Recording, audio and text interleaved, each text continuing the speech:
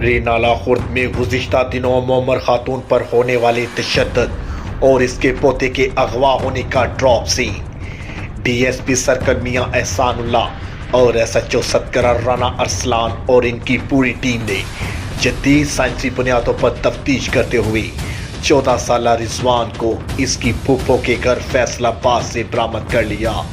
रिजवान जो इन दिनों में अपनी पढ़ाई में मसरूफ था और इसके एग्जाम भी जारी थे, जबकि इस मौका पर डीएसपी सर्कल रेनाला खुर्द मियां एहसानुल्लाह का कहना था कि जो पिछले दिनों एक वीडियो वायरल हुई कि खातून पे बूढ़ी खातून पे तशद्दुद किया गया और उसमें एक लिखा गया था कि एक बच्चा उनका वो भी अगवा हो गया 12-13 साल रिजवान। आज वो बच्चा बरामद कर लिया हमने, जो कि अपनी फुफो के पास फैसलाबाद में ज़ेर तालीम रहा है और रेगुलर स्कूल जाता रहा है। फुफो भी मौजूद है जिन्होंने बताया कि वो हमारे पास था, और बच्चा भी मौजूद है जो कहता है कि वह कभी अगवा नहीं हुआ था। इस बच्चे के बरामद होने के बाद इस मुकदमे पे सवालिया निशान है।